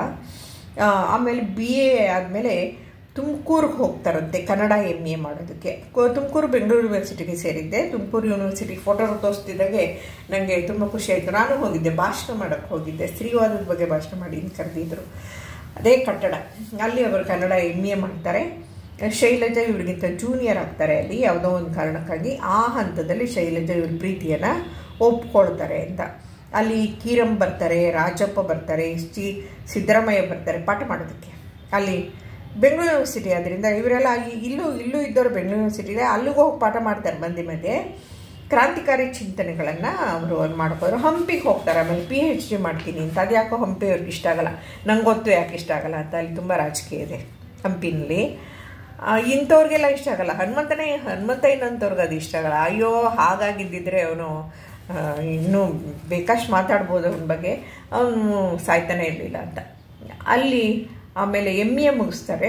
ಅಲ್ಲಿ ಯಾವುದು ತಿಪ್ಟೂರು ಹೇಳಿದೆ ಅಲ್ಲ, ಅಲ್ಲಿ ಆಮೇಲೆ ಬೆಂಗಳೂರು ವಿಶ್ವವಿದ್ಯಾನಿಲಯಕ್ಕೆ ಬರ್ತಾರೆ. ಒಂದಷ್ಟು ದಿವಸ ಇಲ್ಲಿ ಮೇಸ್ಟ್ರಾಗಿ ಕೆಲಸ ಮಾಡ್ತಾರೆ. ಎಲ್ಲ ಸಹಾಯಕ ಪ್ರಾಧ್ಯಾಪಕ ಹುದ್ದೆ ಅದು ಬರ್ಗೂರು ಕೊಡಿಸಿದ್ದಾರೆ. ಆಮೇಲೆ NMKRBನಲ್ಲಿ ಈಗ ಇಲ್ಲಿ ಬಂದು PhD ಮುಗಿಸ್ತಾರೆ. ಬೆಂಗಳೂರು ಕನ್ನಡ ಅಧ್ಯಯನ ಕೇಂದ್ರದಲ್ಲಿ PhD ಮುಗಿಸ್ತಾರೆ. ಆಮೇಲೆ ಅವ್ರಿಗೆ ಬರ್ಗೂರು ಒಂದು ಕೆಲಸ ಕೊಡಿಸ್ತಾರೆ NMKRB ಕಾಲೇಜಲ್ಲಿ, ಅದು ಹೊರಟೋಗುತ್ತೆ ಕೆಲಸ. ಆಮೇಲೆ ಕನ್ನಡ ಅಧ್ಯಯನ ಸಂಸ್ಥೆಯಲ್ಲೇ ಸಂದರ್ಶಕ ಪ್ರಾಧ್ಯಾಪಕ ಅಂತ ಒಂದು ಕೆಲಸ ಕೊಡಿಸ್ತಾರೆ, ಅದು ಟೆಂಪ್ರರಿ, ಹೊರಟೋಗುತ್ತೆ. ಎಲ್ಲ ಕೆಲಸನೂ ಹೋಗುತ್ತೆ ಅಂತ ಅನ್ವಾಗ ನಂಗೊಂದು ಡೌಟ್ ಬಂತು. ಈ MA ಪಾಸ್ ಮಾಡಿದ ಹೊಸರಲ್ಲೇ ಅಷ್ಟೊಂದು ಕೆಲಸ ಕಳ್ಕೊಳ್ಳುವ ಸಾಧ್ಯತೆಗಳು ಭಾಳ ಕಡಿಮೆ. ಒಂದು ಕೆಲಸ ಹೋಗ್ಬೋದು, ಎಲ್ಲಿ ಹೋದರೂ ಅಲ್ಲಿ ಕೆಲಸ ಹೋಯಿತು ಅಂದರೆ ಇವನಿಗೆ ವ್ಯವಸ್ಥೆಯ ಜೊತೆ ಹೊಂದಾಣಿಕೆ ಮಾಡ್ಕೊಳಕ್ಕಾಗಲ್ಲ. ಅದೇ ಪ್ರಾಬ್ಲಮ್. ನಂಗೆ ಆಗಲೇ ಗೊತ್ತಾಯಿತು, ತುಂಬ ಸೂಕ್ಷ್ಮ ಮನಸ್ಸಿನ ಹುಡುಗ. ಗೊತ್ತಿತ್ತು ಅವ್ರ ಕವಿತೆಗಳನ್ನು ಓದುವಾಗಲೇ. ಆದಮೇಲೆ ಪ್ರಗತಿ ಇದು ತುಮಕೂರಲ್ಲಿ ಪ್ರಜಾಪ್ರಗತಿ ಅಂತ ಒಂದು ಪತ್ರಿಕೆ ಬರ್ತಿತ್ತಂತೆ, ಅದಕ್ಕೆ ವರದಿಗಾರರಾಗಿ ಸೇರಿಕೊಳ್ತಾರೆ. ಹಾಗಾಗಿ ಆಮೇಲೆ ಬರ್ಗೂರು ಕೆಲಸ ಕೊಡಿಸಿದ್ದು, ಅದನ್ನು ಬಿಟ್ಟಿದ್ದು. ಆಮೇಲೆ ಅವರು ಊರಿಗೆ ಬರ್ತಾರೆ. ಅದೇ ಪತ್ರಿಕೆಯ ವರದಿಗಾರರಾಗಿ ಊರಿಗೆ ಬಂದಾಗ ಬಸವಣ್ಣ ಒಂದು ಚಿಂತನೆಯನ್ನು ಕಾರ್ಯಕ್ರಮವನ್ನು ಏರ್ಪಡಿಸ್ತಾರೆ. ಅಂಬೇಡ್ಕರ್ ಜಯಂತಿ ಮಾಡ್ತಾರೆ. ಆಗ ಸಮಾನ ಮನಸ್ಕರು, ಬೇರೆ ಜಾತಿಯ ಹುಡುಗರು, ಕ್ಲಾಸ್ಮೇಟ್ಸು ಎಲ್ಲ ಬಂದ ಸಮಾರಂಭದಲ್ಲಿ ಭಾಗವಹಿಸ್ತಾರೆ. ಅದನ್ನು ನೋಡಿದಾಗ ಊರಿನವರು ಜಾತಿ ಗೀತಿ ಎಲ್ಲ ಮರೆತು, ಓಹೋ ಪರವಾಗಿಲ್ಲ ನಮ್ಮ ಹುಡುಗನು ತುಂಬ ಬುದ್ಧಿವಂತ ಅಂತ ಅಂದ್ಕೊಂಡು ಸ್ವಲ್ಪ ಮಟ್ಟಿಗೆ ಹೊಂದ್ಕೊಂಡು ಹೋದರು. ಅಂದರೆ ಬೇರೆ ಯಾರೋ ಬಂದು ಹೇಳಬೇಕು ಊರಿನ ಹುಡುಗನ ಬುದ್ಧಿವಂತಿಕೆನಾ ಅಂಥೇಳಿ, ಸರಿ MA ಮುಗಿದ ಮೇಲೆ ಮದುವೆ ಮಾಡ್ಕೊಳ್ಳೋಣ ಅಂಥೇಳಿ ಮೈಸೂರಿನಲ್ಲಿ TTA ಟ್ರಸ್ಟ್ ಅಂತಿದೆ, ಅಲ್ಲಿ ರಿಜಿಸ್ಟರ್ ಮ್ಯಾರೇಜನ್ನು ದೇವನೂರು ಮಹಾದೇವ ಮತ್ತು K ರಾಮದಾಸ್ ಅಂತ ಒಬ್ಬರು ಇದ್ದರು, ಲಂಕೇಶ್ಗೆ ಫ್ರೆಂಡು. ಅವರ ಕ್ರಾಂತಿನಲ್ಲಿ ರಾಮದಾಸ್ ಹೆಸರಿನಲ್ಲಿ ಒಂದು ಪಾರ್ಟ್ ಕೂಡ ಇದೆ, ಒಂದು ಪಾತ್ರ ಕೂಡ ಇದೆ ಅಲ್ಲಿ. ಅವರು ವಿಚಾರವಾದಿನೇ. ಅವರ ಸಮ್ಮುಖದಲ್ಲಿ ವಿವಾಹ ನೋಂದಣಿ ಆಗುತ್ತೆ, ರಿಜಿಸ್ಟ್ರೇಷನ್, ಮದುವೆ ಮಾಡ್ಕೊಳ್ತಾರೆ. ಆ ಟೈಮಲ್ಲಿ ಹಿಮದ ಹೆಜ್ಜೆ ಎನ್ನುವ ಅವರ ಮೊದಲ ಕವನ ಸಂಕಲನ. ಎಲ್ಲೂ ಓದಿಲ್ಲ ನಾನು, ಗೂಗಲಲ್ಲಿ ಎಲ್ಲೂ ಕಂಡಿಲ್ಲ ಅಲ್ಲ, ಅದರಿಂದ ಗುರುತು ಮಾಡ್ಕೋಬೇಕು. ನಾನು ಸಮಗ್ರ ಕಾವ್ಯದ ಬಗ್ಗೆ ಮೊದಲೇ ಹೇಳಿಬಿಟ್ಟಿದ್ದೀನಿ, ಗುರುತು ಮಾಡ್ಕೋಬೇಕು. ಹಿಮದ ಹೆಜ್ಜೆ ಎನ್ನುವುದು ಅವರ ಮೊದಲ ಕವನ ಸಂಕಲನ. ಅದನ್ನು ಕ್ರೈಸ್ಟ್ ಕಾಲೇಜಿನ ಕನ್ನಡ ಸಂಘ ಅದನ್ನು ಪ್ರಕಟಿಸುತ್ತೆ. ಬಹುಶಃ ಕ್ರೈಸ್ಟ್ ಕಾಲೇಜ್ ಕನ್ನಡ ಸಂಘ ಬಹುಮಾನ ಕೊಟ್ಟು ಪ್ರಕಟಿಸೋದು. ಆ ವರ್ಷ ಕರೀತಾರೆ ಹಸ್ತಪ್ರತಿನ, ಆಮೇಲೆ ಬಹುಮಾನ ಕೊಡ್ತಾರೆ. ನಾನು ಒಂದ್ಸಲ ಪ್ರಯತ್ನ ಪಟ್ಟಿದ್ದೆ, ಅದು ಅಂತ ಕಾಣುತ್ತೆ. ಅಂದ್ಕೊಳ್ಳೋಣ. ಆವಾಗ ಶ್ರೀನಿವಾಸರಾಜು ಇದ್ದರೋ ಅಥವಾ ಸತ್ತೋಗಿದ್ದರೋ ನನಗೆ ಗೊತ್ತಿಲ್ಲ. ಮೈಸೂರಿನಿಂದ ಶ್ರೀನಿವಾಸರಾಜು ಅಂದರೆ ಕ್ರೈಸ್ಟ್ ಕಾಲೇಜಲ್ಲಿ ಇದ್ದರು. ಆಮೇಲೆ ಮೈಸೂರಿನಿಂದ ಬೆಂಗಳೂರಿಗೆ ಬರ್ತಾರೆ. ಮೈಸೂರಲ್ಲಿ ಮೇಸ್ಟ್ರ ಮನೆಯಲ್ಲೇ ಒಂದು 4-5 ತಿಂಗಳಿರ್ತಾರೆ. ಆಮೇಲೆ ಇನ್ನೊಬ್ಬರ ಮನೆಯಲ್ಲಿ ಇರೋದು ಸರಿ ಹೋಗಲ್ಲ ಅಂತ ಬೆಂಗಳೂರು ಬರ್ತಾರೆ. ಬಾಡಿಗೆ ಮನೆ ಮಾಡ್ಕೊಳ್ತಾರೆ. ಒಂದು ಕಾರ್ಖಾನೆಗಳಲ್ಲೆಲ್ಲ ಕೆಲಸಕ್ಕೆ ಪ್ರಯತ್ನ ಪಡ್ತಾರೆ. ಕೆಲಸ ಸಿಗಲ್ಲ. ಸಂಸಾರ ನಡೆಸೋದು ಹೇಗೆ ಅಂದಾಗ ಯಾರೋ ಒಬ್ಬರು 10 ಕತೆ ಬೇಕಪ್ಪ ನನಗಿವಾಗ, ಒಬ್ಬ ಪತ್ರಿಕಾ ಸಂಪಾದಕರು, ಈ 10 ಕತೆ ಇವತ್ತು ರಾತ್ರಿ ಇಲ್ಲಿ ಕೂತ್ಕೊಂಡು ಬರ್ಕೊಡ್ತೀಯ ಅಂದಾಗ ಅಲ್ಲೇ ಕೂತು 10 ಕತೆನ ಬರ್ಕೊಡ್ತಾರಂತೆ. ಅವ್ರು 2,000 ರೂಪಾಯಿ ಕೊಡ್ತಾರಂತೆ. ಅದಕ್ಕೆ ಈ ಥರ ಸಂಪಾದನೆ ಮಾಡ್ತಾ ಇರ್ತಾರೆ. ಆಗ ಅವ್ರಿಗೆ ಮಗಳು ಹುಟ್ಟುತ್ತಾಳೆ. ಅವಳಿಗೆ ಸಂಘಮಿತ್ರೆ ಅಂತ ಹೆಸರಿಡ್ತಾರೆ, ಬೌದ್ಧ ಧರ್ಮದ ಹೆಸರು. ಅಷ್ಟೊತ್ತು ಕಾಲೇ ಬೌದ್ಧ ಧರ್ಮದ ಒಲವು ಅವರು ಉಂಟಾಗಿತ್ತು. ಅದರಿಂದ ಸಂಘಮಿತ್ರೆ ಅನ್ನೋ ಒಂದು ಹೆಣ್ಣು ಮಗು ಆ ಸಮಯದಲ್ಲಿ ಹುಟ್ಟುತ್ತೆ. ಬುದ್ಧನ ಬಗ್ಗೆ ಅಪಾರ ಒಲವು ಇರುತ್ತೆ. ಮಗಳು ಕೂಡ ಕವಿತೆ ಬರೀತಾಳೆ, ಅವಳು ರೇಖಾಚಿತ್ರ ಬರೀತಾಳೆ. ತಂದೆಯ ಪುಸ್ತಕವನ್ನು ಅವಳು ಓದ್ತಾ ಇದ್ದಾಳೆ. ಮುಂದೆ ನಾನು ಕೂಡ ಕವಯಿತ್ರಿ ಆಗ್ತೀನಿ ಅಂತಾಳೆ. ಶೋಷಣೆ ಬಗ್ಗೆ ಮಾತಾಡ್ತಾಳೆ, ವೈಚಾರಿಕತೆ ಬಗ್ಗೆ ಮಾತಾಡ್ತಾಳೆ, ತುಂಬ ಚೆನ್ನಾಗಿ ಮಾತಾಡ್ತಾಳೆ. ಬಹುಶಃ ನನಗೆ ಅನಿಸೋ ಮಟ್ಟಿಗೆ ಅವಳು 10-12 ವರ್ಷದವಳು ಇರಬಹುದು ಅನಿಸುತ್ತೆ. ಲೆಕ್ಕ ಹಾಕ್ಬೋದು ಇಸ್ವಿ ಇಟ್ಕೊಂಡು ನಾವು. ಆಮೇಲೆ ಮಾಂಸದಂಗಡಿಯಲ್ಲಿ ನವಿಲು ಅನ್ನೋ ಪುಸ್ತಕಕ್ಕೆ ಮಗಳೇ ಬರೆದಂತಹ ರೇಖಾಚಿತ್ರ. ಅಷ್ಟೊತ್ತಾಗಲೇ ಅವಳು ಕಲ್ತಿದ್ದು ರೇಖಾಚಿತ್ರವನ್ನು ಹಾಕ್ತಾರೆ ಅಂತ ಇದೆ. ಆದರೆ ನನಗೆ ಸಿಂಕ್ರನೈಸ್ ಆಗ್ತಾ ಇಲ್ಲ ಇಸ್ವಿಗಳು. ಅದಕ್ಕೆ ಏನು ಮಾಡೋಣ ಅಂತ ನನಗೆ ಗೊತ್ತಾಗಲಿಲ್ಲ. ಅದನ್ನು ಆಮೇಲೆ ನೋಡೋಣ. ಕುಲವಾಡಿ ಎನ್ನುವ ಒಂದು ಕಥೆಯನ್ನು ಸುಧಾ ಪತ್ರಿಕೆ ಪ್ರಕಟಿಸುತ್ತೆ. ನಾಗತಿಹಳ್ಳಿ ರಮೇಶ್ ಅವ್ರ ಪರಿಚಯ ಆಗುತ್ತೆ ಅಲ್ಲಿಂದ, ಸುಧಾ ಪತ್ರಿಕೆಯಿಂದ. ಅವ್ರು ಹೇಳ್ತಾರೆ, ನಾನು ಒಂದು ಚಿತ್ರ ಮಾಡ್ತಾಯಿದ್ದೀನಿ. ಚಿತ್ರ ಅಂದರೆ ಸಿನಿಮಾ. ನಾನೊಂದು ಸಿನಿಮಾ ಮಾಡ್ತಿದ್ದೀನಿ, ನಕ್ಕೀರಾ ಜೋಕೆ ಅಂತ ಒಂದು ಸಿನಿಮಾ. ಅದರ ಎಲ್ಲ ಹಾಡುಗಳನ್ನು ನೀನೇ ಬರೆದ್ಬಿಡಪ್ಪ, ಆಮೇಲೆ ನೀನೇ ಹಾಡುಬಿಡು. ತಮಟೆ ಬಾರಿಸ್ಕೊಂಡು ಹಾಡೋದು. ಹನುಮಂತಯ್ಯ ತಮ್ಮ ಕವಿತೆಗಳನ್ನ ಓದ್ತಿರ್ಲಿಲ್ವಂತೆ. ತಮಟೆ ಇದೆಯಲ್ಲ ಅದನ್ನು ಬಾರಿಸ್ಕೊಂಡು ಅವರೇ ಹಾಡ್ತಿದ್ರಂತೆ. ಎಲ್ಲ ತರಗತಿ ಒಳಗೆಲ್ಲ ಹಾಡ್ತಿದ್ರಂತೆ. ಅದರಿಂದ ನೀನೇ ಹಾಡ್ಬಿಡು, ರೆಕಾರ್ಡ್ ಮಾಡ್ಕೊಂಬಿಡ್ತೀನಿ ಅಂತ ಅಷ್ಟು ಹಾಡನ್ನು ರೆಕಾರ್ಡ್ ಮಾಡಿಸಿದ್ರಂತೆ. ಆಯಿತು, ನಾನು ಇನ್ನೇನು ಕೊನೆ ಪರೀಕ್ಷ ಚಿತ್ರ ಸಾಹಿತ್ಯ ಅದೇ ನಾನು ಅಂತ. ನೋಡ್ರಿ ದುರದೃಷ್ಟ ಹೇಗೆ ಕಾಡುತ್ತೆ ಅನ್ನೋಕ್ಕೆ ನನಗೆ ದೊಡ್ಡರಂಗೇಗೌಡರು ನೆನಪಾಗ್ಬಿಡ್ತು. ಏನು ಮಾಡಿದ್ರು ದೊಡ್ಡರಂಗೇಗೌಡರು ಚಿತ್ರ ಸಾಹಿತಿ, ಚಿತ್ರಕ್ಕೆ ಗೀತೆ ಬರೆಯೋ ಸಾಹಿತಿ ಅಂತ ಹೇಳಿ ಅವರು ಲೋಕೇಶ್ ಮಾಡಿದಾರಲ್ಲ, ಆಲ್ನಳ್ಳಿ ಕೃಷ್ಣನ್ ಪುಸ್ತಕ ಪ್ರಸಂಗದ ಗೆಂಡೆ ತಿಮ್ಮ ಮತ್ತು ಭುಜಂಗಯ್ಯನ ದಶಾವತಾರಗಳು, ಆ ಎರಡಕ್ಕೂ ಅವರೇ ಬರೆದಿರೋ ಹಾಡುಗಳು. ಇನ್ನೂ ತುಂಬ ಸಿನಿಮಾಕ್ಕೆ ಮಾಡಿದ್ದಾರೆ. ದೊಡ್ಡರಂಗೇಗೌಡ ಹಾಡು ಬರೆದಿದ್ದಾರೆ. ತೇರಾ ಏರಿ ಅಂಬರದಾಗೆ ನೇಸರು ನಗುತ್ತಾನೆ, ಮರಗೆಡು ತೂಗ್ಯಾವೆ ಅನ್ನೋವಂಥದ್ದು. ನಮ್ಮ ಮನೆಯಲ್ಲಿ ಏನು ಹಾಡೋದು ಕನ್ನಡನ, ಏನದು ತೇರಾ ಅಂದರೆ ಏನು ಅಂದರೆ ತೇರು ಅಂದರೆ ರಥ, ತೇರಾ ಅಂಬರ ಅಂದ್ರೇನು, ಅಂಬರ ಅಂದರೆ ಆಕಾಶ, ನೇಸರು ಅಂದ್ರೇನು, ನೇಸರು ಅಂದರೆ ಸೂರ್ಯ. ವಾಸ್ತವವಾಗಿ ದೊಡ್ಡರಂಗೇಗೌಡ ಬಳಸಿದ 3 ಪದಗಳು ಅಚ್ಚು ನಡೆದವು. ಅದು ಅರ್ಥನೇ ಆಗ್ತಿಲ್ವೇ ಮನೇಲಿ ಯಾರಿಗೂ? ನಾನದು ಪುತ್ರ ಹೇಳಿದ್ದೇನು ಗೊತ್ತಾ? 3 ಸಂಸ್ಕೃತ ಪದಗಳು. ರಥ, ಆಕಾಶ, ಸೂರ್ಯ ಅನ್ನೋದು ಸಂಸ್ಕೃತ ಪದಗಳು. ನೋಡಿ ಕನ್ನಡದಲ್ಲಿ ಸಂಸ್ಕೃತ ಹೇಗೆ ಬರ್ತಿದೆ. ಪೂರ್ತಿ ಕನ್ನಡದಲ್ಲಿ ಮಾತಾಡೋಕ್ಕಾಗಲ್ಲ. ಸಂಸ್ಕೃತವನ್ನು ನಾವು ಕನ್ನಡ ಅಂತ ಒಪ್ಕೊಂಡು ಬಿಟ್ಟಿದ್ದೀವಿ. ಅಂದರೆ ದೊಡ್ಡರಂಗೇಗೌಡರ ಕವಿತೆ ಬಗ್ಗೆ ಹೇಳಿ. ದೊಡ್ಡರಂಗೇಗೌಡ ಇದುವರೆಗೆ 150-175 ಚಿತ್ರಗಳಿಗೆ ಸಂಗೀತ ಬರೆದಿರುತ್ತೆ. ಚಿತ್ರಕ್ಕೆ ಸಂಗೀತ ಬರೆದೇ ಅವರು ಬೇಕಾಷ್ಟು ಹಣ ಸಂಪಾದನೆ ಮಾಡಿದ್ದಾರೆ. ಸಾಧ್ಯ ಇದೆ, ರಾಜಿ ಮಾಡ್ಕೋಬೇಕು. ರಾಜಿ ಮನೋಭಾವ ಇದ್ದರೆ ಬದುಕೋಕ್ಕಾಗತ್ತೆ. ಯಾರಿಗೆ ಆಗೋಲ್ವೋ ಅವರೇನೇ ಆತ್ಮಹತ್ಯೆ ಮಾಡ್ಕೊಳ್ಳೋದು ಅಷ್ಟೇ. ಸುಮ್ಮನೆ ಉದಾಹರಣೆಗೆ ನಾವೆಲ್ಲ ಆತ್ಮಹತ್ಯೆ ಮಾಡ್ಕೊಳ್ಳೋದಾಗ ಇಷ್ಟೊತ್ತಿಗೆ ಒಂದು 10-15 ಸಲ ಮಾಡ್ಕೊಳ್ಳೋದಾಗಿತ್ತು ಅಂತ ಕ್ಲಾಸ್ನಲ್ಲೆಲ್ಲ ನಾನು ತಮಾಷೆ ಮಾಡ್ತಾಯಿದ್ದೆ ಇದ್ರ ಬಗ್ಗೆ ಹೇಳುವಾಗೆಲ್ಲ ನಾನು. ಆದರೆ ಸಿನಿಮಾ ನಿಂತೋಯ್ತು. ಸಿನಿಮಾ ಮಾಡೋದು ಅಷ್ಟು ಸುಲಭ ಅಲ್ಲ. ಅದೊಂದು ಉದ್ಯಮ. ಅದು ಉದ್ಯಮ. ಒಬ್ಬ ಉದ್ಯಮಿಗೆ ಇರಬೇಕಾದಂತಹ ಎಲ್ಲ ಕೆಟ್ಟ ಗುಣಗಳು ಇರಬೇಕು. ಒಳ್ಳೆ ಗುಣಗಳಿರಲಿ, ಒಳ್ಳೆ ಗುಣಗಳು ಎಲ್ಲರಿಗೂ ಇರುತ್ತೆ. ನಾನು ಹೇಳಿದ್ದು ಉದ್ಯಮಕ್ಕೆ ಬೇಕಾದ್ರೆ ಅದು ಇಲ್ಲ ಅಂದರೆ ಆಗಲ್ಲ, ಗೆಟನ್ ಆಗೋಕ್ಕಾಗಲ್ಲ. ನಿಂತು ಹೋಯ್ತು, ಸರಿ ಕೆಲಸ ಹೋಯಿತು. ಆಮೇಲೆ ಬಸ್ ಸ್ಟ್ಯಾಂಡಲ್ಲಿ ಟೀ ಮಾರಾಟ ಮಾಡ್ತಾರೆ. ಟೀ ಮಾಡ್ಕೊಂಡು ಹೋಗಿ ಮನೆಯಿಂದ ಟೀ ಮಾರಾಟ ಮಾಡಿ ಒಂದಷ್ಟು ದಿವಸ ಜೀವನ ನಡೆಸ್ತಾರೆ. ಆಗ ಬರ್ಗೋರು ಅವ್ರಿಗೆ NM KRV ಕಾಲೇಜಿನಲ್ಲಿ ಒಂದು ಟೆಂಪ್ರರಿ ಪೋಸ್ಟ್ ಕೊಡಿಸ್ತಾರೆ, ಅದು ಹೊರಟೋಗುತ್ತೆ. ಕನ್ನಡ ಅಧ್ಯಯನ ಸಂಸ್ಥೆನಲ್ಲಿ ಪೋಸ್ಟ್ ಕೊಡಿಸ್ತಾರೆ, ಅದು ಹೊರಟೋಗುತ್ತೆ. ಹೋಗಿದೆ ಅಲ್ಲೇ ಬಂದ್ಬಿಡುತ್ತೆ. ಅಲ್ಲೆಲ್ಲ ಅದು ಇಲ್ಲಿ ಬರಬೇಕಿದು. ಆಮೇಲೆ ಅವರು PhD ಮಾಡೋಕ್ಕೆ ಕನ್ನಡ ಅಧ್ಯಯನ ಕೇಂದ್ರಕ್ಕೆ ಸೇರಿಕೊಳ್ತಾರೆ. ಹಾಗೆ ಔಟ್ಸೈಡರಾಗಿ PhD ಮಾಡಿದ್ರೆ ಸ್ಟೈಫಂಡ್ ಅಂತ ಒಂಚೂರು ದುಡ್ಡು ಸಿಗುತ್ತೆ. ಅಲ್ಲೇ ಇದ್ದರೆ ಸಿಗಲ್ಲ ಅನಿಸುತ್ತೆ. ಆ ಥರ ಏನೋ ಒಂದು ವ್ಯವಸ್ಥೆ ಸ್ವಲ್ಪನಾರು ಇರಲಿ ಅಂತ ಕನ್ನಡ ಆತ್ಮಕಥೆಗಳ ಸಾಂಸ್ಕೃತಿಕ ಅಧ್ಯಯನ ಅಂತ ಮಾಡ್ತಾಯಿದ್ರಂತೆ ಅವರು. ಅವ್ರ PhD ಥೀಸಿಸ್ ಇಲ್ಲಿ ಇದನ್ನು ಬರ್ಕೋಬೇಕು. ಅವರ ಮೊದಲನೇ ಸಂಕಲನದ ಹೆಸರು ಬಂದಿದೆಯಲ್ಲ, ಸಮಗ್ರ ಸಂಕಲನದ ಹೆಸರು ಬಂದಿದೆ. ಆಮೇಲೆ ಅವರ PhD ಥೀಸಿಸ್ ಏನು ಅಂದರೆ ಕನ್ನಡ ಆತ್ಮಕಥೆಗಳ ಸಾಂಸ್ಕೃತಿಕ ಅಧ್ಯಯನ, ಕನ್ನಡ ಆತ್ಮಕಥೆಗಳ ಸಾಂಸ್ಕೃತಿಕ ಅಧ್ಯಯನ ಅಂತ. ಅದೇನಾರು ಅವ್ರು ಮಾಡಿಬಿಟ್ಟಿದ್ದಿದ್ರೆ ಭಾಳ ಒಳ್ಳೆ ಪುಸ್ತಕ ಆಗ್ತಿತ್ತು. ಇಲ್ವಲ್ಲ, ಮಾಡೋಕ್ಕಾಗಲಿಲ್ಲ, ಮಾಡಲಿಲ್ಲ. ಕಲ್ಪತರು ಕಾಲೇಜಲ್ಲಿ ಹೋಗ್ತಾರೆ, ಆಮೇಲೆ ಕಲ್ಪತರು ಕಾಲೇಜಿಗೆ ಸೇರಿಕೊಳ್ತಾರೆ. ಈಗ ಚಿತ್ರದ ಬೆನ್ನು ಅನ್ನುವಂತಹ ಒಂದು ಕವಿತೆ, ಇದನ್ನು ಹುಡುಗಿನೂ ಓದ್ತಾಳೆ ಮತ್ತು ಅದರ ಇದನ್ನು ತೋರಿಸ್ತಾರೆ. ಸೊ ಇನ್ನೊಂದು ಕವನ ಸಂಕಲನ. ಏನೋ ಒಂದು ಹೇಳಿದೆ ನಾನು ಹೇಳಿದ ನನಗೆ ಮರ್ತೋಗ್ತೇನೆ, ನೀವು ಬರ್ಕೊಂಡಿರ್ತೀರ, ನೀವು ಆಗಲೇ ಹೇಳಿದ್ದೀನಲ್ಲ, ನೀವು ಬರ್ಕೊಳ್ತೀರಾ ಅಂದ್ಕೊಳ್ತೀನಿ. ಇನ್ನೊಂದು 2ನೇ ಸಂಕಲನ ಚಿತ್ರದ ಬೆನ್ನು ಅನ್ನೋದು ಒಂದು ಕವಿತೆ ಕೂಡ ತೋರಿಸ್ತಾರೆ, ಬಟ್ ಓದೋದಕ್ಕೆ ಆಗೋದಿಲ್ಲ, ಸಾಕ್ಷಿ ಚಿತ್ರ ಮುಂದೆ ಹೊರಟೋಗ್ತಾ ಇರುತ್ತೆ. ಇದು 2006 ಸಾಹಿತ್ಯ ಅಕಾಡೆಮಿ ಅವಾರ್ಡ್ ಇದಕ್ಕೆ ಬಂದಿದೆ. ಇದನ್ನು ಬರ್ಕೋಬೇಕು.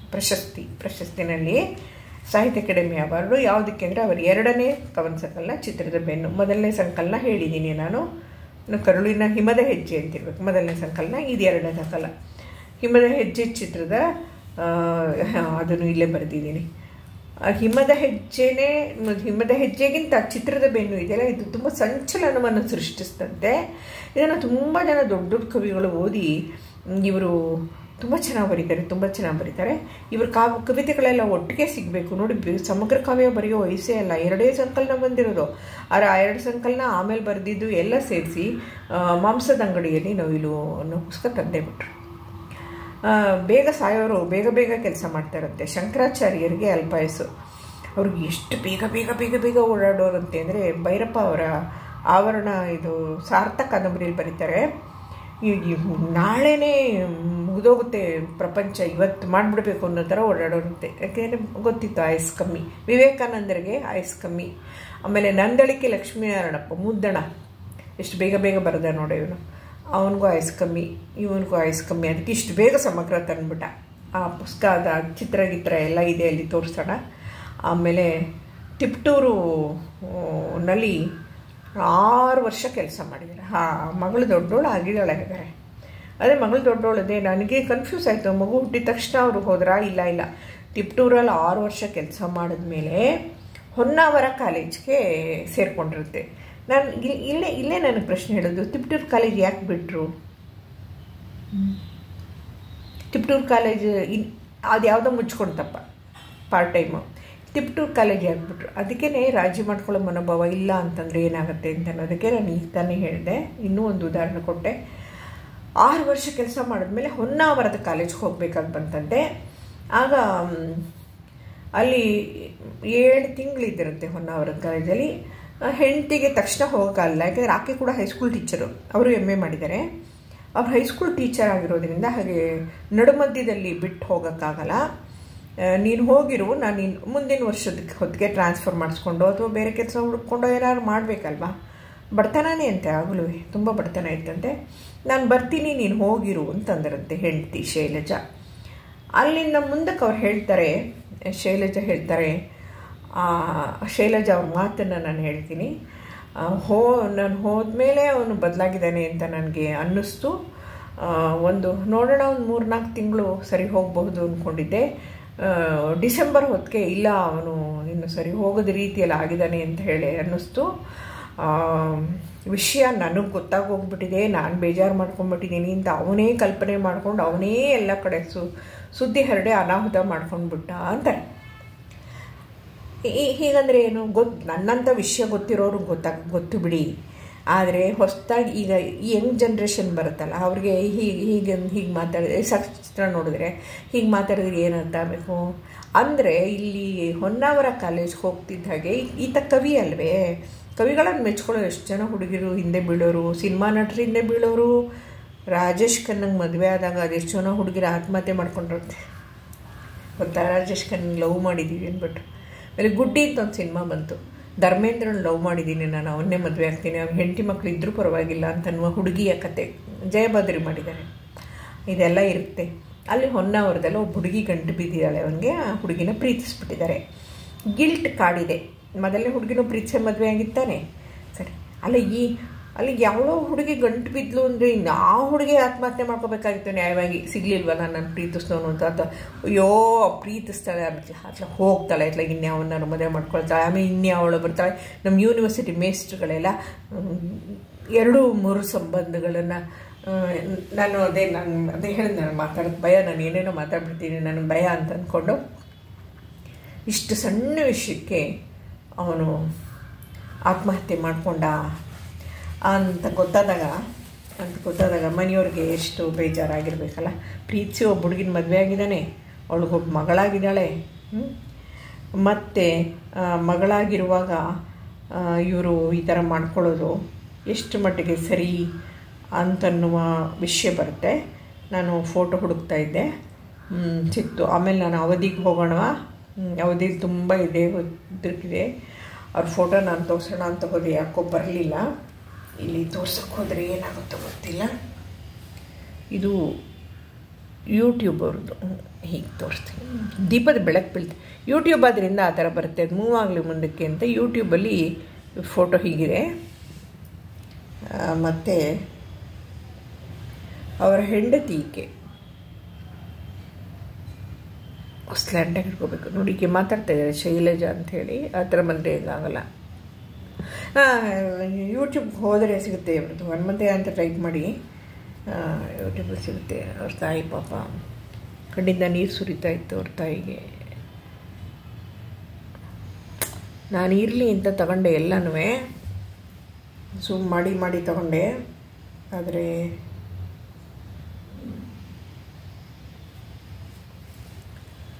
ಅವರ ತಮ್ಮ ಅದೇ ಮನೆ ಮುಂದೆ ಕೂತ್ಕೊಂಡು ಮಾತಾಡ್ತಾ ಇದ್ದಾನೆ, ವೆಂಕಟೇಶ ಅಂತ ಇವನು. ಆಮೇಲೆ ಕೊನೆಯಲ್ಲಿ ಅವರ ಮಗಳು ನೋಡಿ, ಆ ಮಾಂಸದ ಅಂಗಡಿಯಲ್ಲಿ ನವಿಲು ಅನ್ನುವ ಅವಳೇ ಬರೆದ ರೇಖಾಚಿತ್ರಗಳನ್ನು ಬಳಸ್ಕೊಂಡಿದ್ದಾರೆ. ಅದನ್ನು ಓದ್ತಾ ಇದ್ದಾಳೆ. ಮುಂದೆ ಮಾತಾಡ್ತಾಳು. ಮಾತಾಡಿ ನಾನು ಕೂಡ ಕವಿತೆ ಬರಿಬೇಕಂತ ಇದ್ದೀನಿ.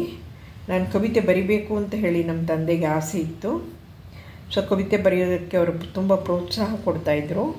ಹಾಗಾಗಿ ನಾನು ಕವಿತೆಯನ್ನು ಬರೀತೀನಿ ಮತ್ತು ರೇಖಾಚಿತ್ರ ಬರೆಯೋದಕ್ಕೂ ನನಗೆ ಪ್ರೋತ್ಸಾಹ ಇತ್ತು. ಹಾಗಾಗಿ ನಾನು ಅದನ್ನು ಕೂಡ ಬರಿತಾ ಇದ್ದೀನಿ ಅಂತ ಹೇಳಿ ಅವಳು ಅಲ್ಲಿ ಹೇಳ್ಕೊತಾ ಇದ್ದಾಳೆ. ಮತ್ತು ಅದನ್ನು ಓದ್ತಾ ಇದ್ದಾಳೆ. ಹಾಗಾಗಿ ಅದು ಮತ್ತು ಅವಧಿ ಸಿಕ್ತಾ ಅಂತ ನೋಡ್ತಾ ಇದ್ದೀನಿ. ಅವಧಿನಲ್ಲಿ ಶ್ರೀದೇವಿ ಕೆರೆಮನೆ ಬರೀತಾರೆ. ಇವರು ಚೆನ್ನಾಗಿ ಹಾಕ್ತಾರೆ ಫೋಟೋ. ಬಟ್ ಇದು ಬರುತ್ತಾ ನಮ್ಮ ಬೆಳಕಿನ ವಿನ್ಯಾಸ ಇಲ್ಲಿದೆ ನೋಡಿ ಫೋಟೋ. ಶ್ರೀದೇವಿ ಕೆರೆಮನೆ ಅವಧಿ ಹಾಳೆ ತೋರಿಸ್ತಾ ಇದ್ದೀನಿ ನಾನು. ಹತ್ರ ಬಂದರೆ ಇದಾಗುತ್ತೆ. ಶ್ರೀದೇವಿ ಕೆರೆಮನೆ ಬರೀತಾರೆ. ಮಾಂಸದ ಅಂಗಡಿಯ ನವಿಲು ಎಷ್ಟು ಓದಬಹುದು, ಆಗಲೇ ಸಮಯ ಆಗಿದೆ. ಕನ್ನಡ ಕಾವ್ಯಲೋಕದ ಅದ್ಭುತ ಕವಿ ಎಂದೇ ಗುರುತಿಸಿಕೊಂಡ ಹನುಮಂತಯ್ಯ ಕವಿಗಳ ವಿಕ್ಷಿಪ್ತ ಮನಸ್ಥಿತಿಗೆ ತಾಜಾ ಉದಾಹರಣೆ. ನೋಡಿ, ವಿಕ್ಷಿಪ್ತ ಮನಸ್ಸೊಂದು ನಾನು ಹೇಳಿದೆ ಅಲ್ಲ, ಈಗ ತಾನೆ ಬೇರೆ ಪದ ಬಳಸಿದ್ದೀನಿ. ವಿಕ್ಷಿಪ್ತ ಯಾವ ಜೊತೆನೂ ಹೊಂದಾಣಿಕೆ ಆಗಲ್ಲ. ತಾಜಾ ಉದಾಹರಣೆಯಾಗಿಯೂ ನನ್ನ ಕಣ್ಣೆದುರು ನಿಲ್ಲುತ್ತಾರೆ. ಹೀಗಾಗಿ ಅವರ ಮಾಂಸದ ಅಂಗಡಿಯ ನವಿಲು ಎಂಬುದು ಅವರ ಎಲ್ಲ ವಿಕ್ಷಿಪ್ತತೆಯ ಪ್ರತೀಕವಾಗಿ ಅವರ ಎಲ್ಲ ಪ್ರತಿಭೆಯ ಒಟ್ಟು ಮೊತ್ತವಾಗಿ ನಮ್ಮೆದುರಿಗೆ ನಿಲ್ಲುತ್ತದೆ. ಪ್ರತಿ ಕವನವನ್ನು ಓದಿದ ಕೂಡಲೇ ನಮ್ಮ ಮನದೊಳಗೊಂದು ವಿಷಣ್ಣ ಭಾವ ಆವರಿಸುವಂತೆ ಮಾಡುವ ಸಾಮರ್ಥ್ಯ ಇರುವ ಸಂಕಲನ ಇದು. ಇಡೀ ಸಂಕಲನವನ್ನು ಒಂದೇ ಗುಕ್ಕಿಗೆ ಓದಿ ಮುಗಿಸುತ್ತೇನೆ ಎಂದು ನೀವೇನಾದರೂ ಅಂದುಕೊಂಡರೆ ನಿಮ್ಮಷ್ಟು ಮೂರ್ಖರು ಯಾರೂ ಇರಲಾರರು. ಒಂದು ಪುಸ್ತಕವನ್ನು ನನ್ನದು ಎಂದು ಸಿಗುವ ದಿನದ ಒಂದಿಷ್ಟೇ ಸಮಯದಲ್ಲೇ ಓದಿಬಿಡುವ ನಾನು ಇದನ್ನು ಓದಲು ಸರಿಯಾಗಿ 3 ದಿನ ತೆಗೆದುಕೊಂಡಿದ್ದೇನೆಂದರೆ ಯೋಚಿಸಿ. ಈ ವಾರ ರೆಕಮೆಂಡ್ ಮಾಡಲು ಮಾಂಸದ ಅಂಗಡಿಯ ನವಿಲು ಪುಸ್ತಕಕ್ಕಿಂತ ಬೇರೆ ಯಾವ ಪುಸ್ತಕ ಸಿಗಲು ಸಾಧ್ಯ? ಹಾಗೆ ನೋಡಿದರೆ NK ಹನುಮಂತಯ್ಯ ತನ್ನ ಕಾರ್ಯಕ್ಷೇತ್ರವನ್ನಾಗಿ ನನ್ನ ಜಿಲ್ಲೆಯನ್ನೇ ಆಯ್ದುಕೊಂಡವರು. ಅವರು ಹೊನ್ನಾವರದ ಕಾಲೇಜಿನಲ್ಲಿ ಉಪನ್ಯಾಸಕರಾಗಿ ಆಗಮಿಸಿದ್ದ ಸಂದರ್ಭದಲ್ಲಿ ನಾನು ಆಗಷ್ಟೇ ಹೈಸ್ಕೂಲು ಮುಗಿಸಿ ಕಾಲೇಜು ಮೆಟ್ಟಿಲು ಹತ್ತಿದವಳು ಸ್ಟೂಡೆಂಟು. ಹೈಸ್ಕೂಲು ದಿನಗಳಿಂದಲೂ ಗದ್ಯ ಬರಹದ ಸಾಲನ್ನು ನಡುವೆ ತುಂಡರಿಸಿ ಒಂದರ ಕೆಳಗೆ ಒಂದರಂತೆ ನೀಟಾಗಿ ಜೋಡಿಸಿ ಅದನ್ನೇ ಕವನ ಎಂದು ಭ್ರಮಿಸಿ ನನಗೆ ನಾನೇ ಕವಿ ಎಂಬ ಬಿರುದನ್ನು ಪ್ರದಾನ ಮಾಡಿಕೊಂಡಿದ್ದೆ. ಹೀಗಾಗಿ NK ಹನುಮಂತಯ್ಯನವರ ಪರಿಚಯ ಇಲ್ಲದಿದ್ದರೂ ಕವಿಯಾಗಿ ಪರಿಚಯ ಎಂದೇ ಭಾವಿಸಿದ್ದ ಕಾಲ ಅದು.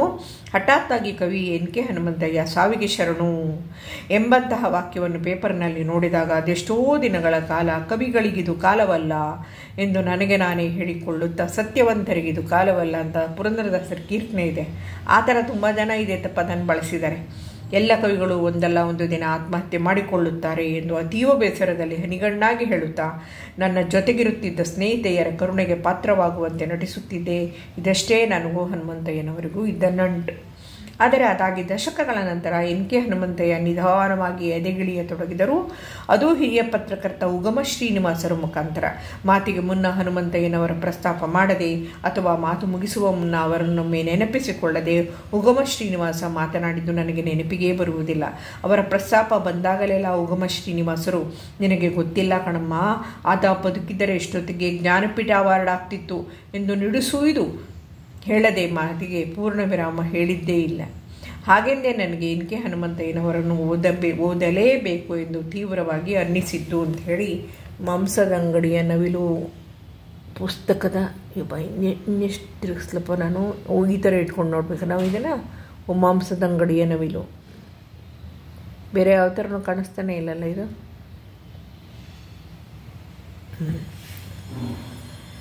ಆದರೆ ಕೆಲವು ಕವಿತೆಗಳನ್ನು ಓದ್ತೀನಿ ನಾನು. ಇವರು ವಿಮರ್ಶೆ ನಾನು ಓದ್ತಾ ಕೂತ್ಕೊಂಡ್ರೆ ತುಂಬ ಇಲ್ಲಿ ನೋಡಿ ಒಂದು ಕವಿತೆ. ಅವರೇ ಹೇಳಿದಂತೆ ನಾಡಿಯ ಮೇಲೆ ನಾಟ್ಯವಾಡುವ ಭಾವನೆಗೆ ಎದೆಯ ಮೃದಂಗ ನುಡಿಸುವ ಹೂಗೆನ್ನೆ ಹುಡುಗಿ ನಿನ್ನ ನಿಟ್ಟುಸಿರ ವೀಣೆ ಮಾಧುರ್ಯದಲ್ಲಿ ಏನು ಸೊಬಗೋ. ಕವಿತೆಗೆ ಅನ್ನುವ ಪದ್ಯದ ಸಾಲುಗಳಂತೆ ಅದು. ಉದ್ದಕ್ಕೂ ಕೊಟ್ಟು ಮಾಡ್ತಾರೆ. ಕಿಟಕಿಯ ಕಂಬಿಗಳ ಹಿಂದೆ ಅವ್ವ ನಿಂತಿದ್ದಾಳೆ, ಕಣ್ಣಲ್ಲಿ ನೀರು ಈಚಲ ಮರದಲ್ಲಿ ಸೇಂದಿ ತೊಟ್ಟಿಕ್ಕುವಂತೆ. ಕಣ್ಣೀರನ್ನು ಹೋಲಿಸ್ತಾ ಇರೋದು ನೋಡಿ. ಅವ್ವ ನಿಂತೆಯೇ ಇದ್ದಾಳೆ, ನೀರಿಲ್ಲದ ಕೆರೆಯಲ್ಲಿ ಒಣಗಿದ ಏಡಿಯಂತೆ ನನ್ನ ನೋಡದೆ. ಒಳಗೆ ಬರುವ ಮೊದಲು ನಿನ್ನ ಮೆದುಳನ್ನು ಬಗೆದು ನನ್ನ ನಾಯಿಗೆ ಹಾಕು. ಅಲ್ಲೇ ಲದ್ದಿ ಇದೆ, ಯಾರೂ ಮುಟ್ಟದ ನನ್ನ ಧ್ಯಾನದ ಲದ್ದಿ. ಒಳಗೆ ಯಾರೂ ಇಲ್ಲ, ಅದನ್ನೇ ತಿನ್ನು. ಒಳಗೆ ಬರುವ ಮೊದಲು ಅಂತ ಮತ್ತೆ ಫೋಟೋ ಕೊಡ್ತಾರೆ, ಮಧ್ಯೆ ಮಧ್ಯೆ ಫೋಟೋ ಕೊಡ್ತಾರೆ.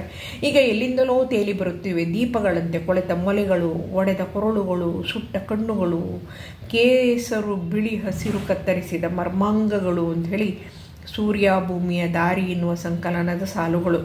ಅಸ್ಪೃಶ್ಯ ಹೌದು, ನಾನು ಗೋವು ತಿಂದು ಗೋವಿನಂತಾದವನು, ನೀವು ನೀಡುವ ಮೇವು ತಿಂದು ನಿಮ್ಮಂತಹ ಮನುಷ್ಯನಾಗಲಾರೆ, ಮನುಷ್ಯರನ್ನು ತಿನ್ನಲಾರೆ ಅಂತ ಹೇಳಿ ಈ ಪದ್ಯದ ಇದನ್ನು ತುಂಬ ಜನ ಕೋಟ್ ಮಾಡ್ತಾರೆ.